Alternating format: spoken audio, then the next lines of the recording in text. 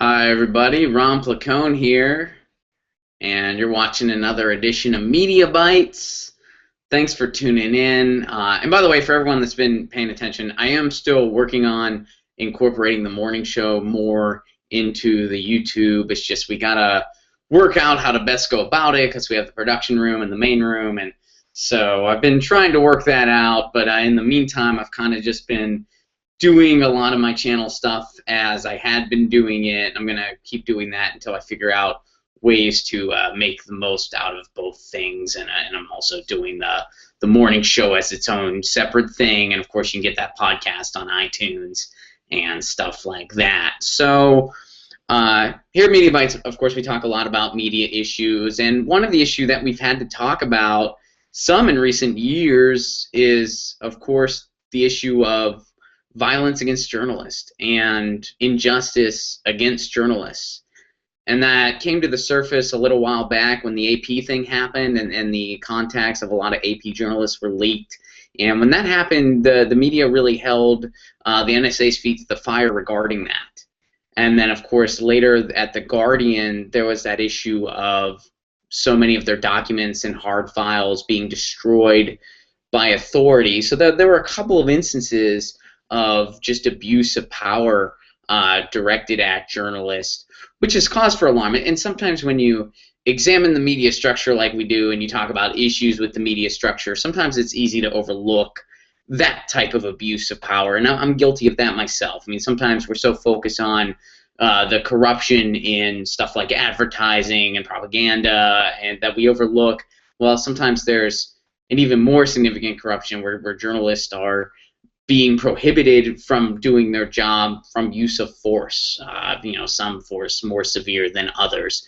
And there's been 3 different cases I wanted to highlight here. The first has been an ongoing issue, and that's the issue of the trial of the Al Jazeera journalists. This is going on in Egypt.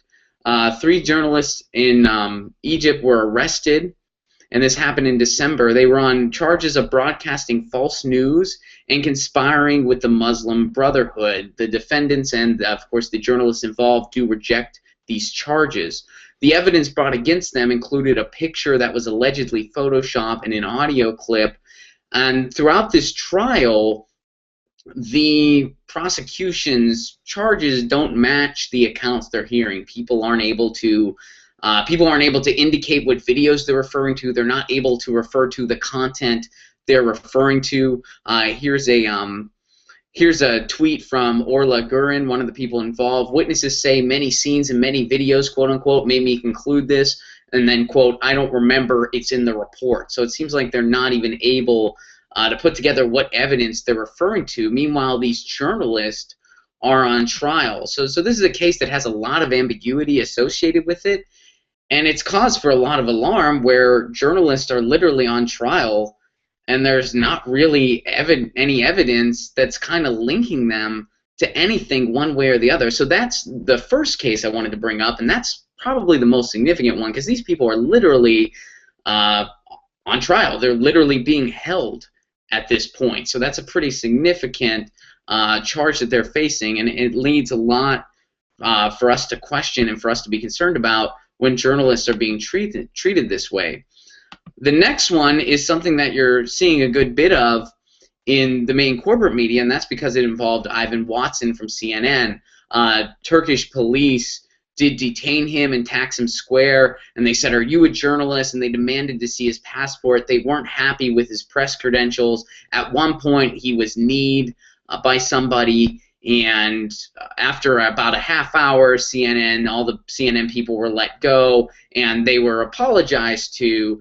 Now, of course, because he's with arguably the biggest network in the case here, you are seeing this a lot in the media sphere. The link that I included is from the Huffington Post. But that's another, for instance, where it's kind of disturbing. His press credential wasn't good enough. They, of course, kind of got a little violent right away. He was elbowed. So that's another case, although it's less severe than the people that are being held on trial. That's something. And, I know sometimes we talk about CNN and we kind of critique a lot of what's going on in the corporate media. But, the main thing is while we may not agree on everything, the job of the journalist is very essential. And journalists from all kinds of outlets, from small to large. They put themselves in harm's way sometimes, and they really go out on the limb to do their job, and at least they should be doing that. And when you hear about stuff like this, it's reason for concern. The final case I want to bring up is the case of probably the less severity, but also a very important case, and this happened recently at the 9/11 Museum, and this was in regards to a Gothamist reporter named Mrs. Chung here. Let me try to get her first name. Jen is her first name. Jen Chung, reporter for the Gothamist. She was at the museum on its opening, and she was going through the museum, and she heard two people arguing. So she went up to one of the people arguing, and it was due to one of the parties being on their cell phone.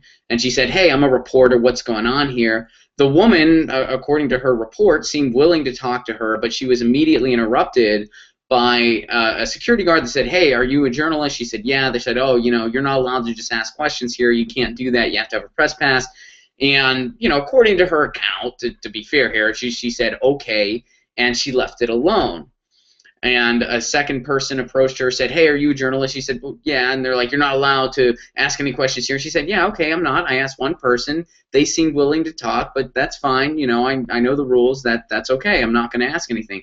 Later, she went to the bathroom, and when she came out, there was a third security person waiting for her and said, "We need to take you out of this museum. You do not get your proper press pass."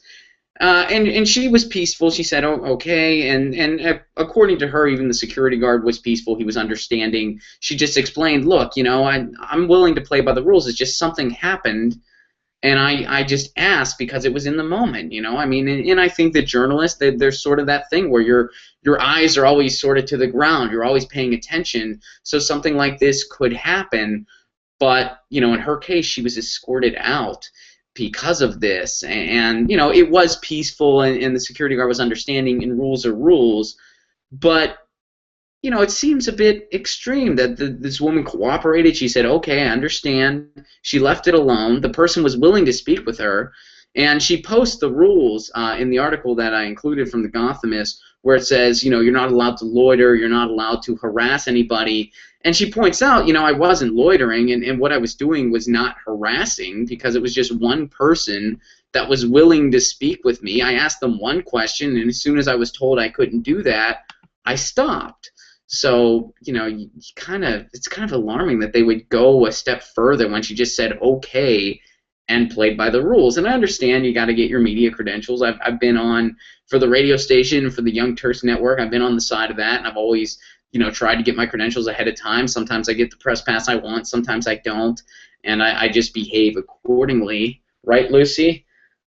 Lucy wants her press pass. But so those are three different occurrences, and while they differ in severity, they're all alarming, and they're all sort of just three new attacks on journalism. And it's important that we talk about this, and that we kind of shed light on this, because it is a serious issue in the media reform movement and in the media just rights movement in general, because it's really an attack on journalism, which is something that needs to flourish for the even idea of a democracy to function. So that's been this edition of Media Bites.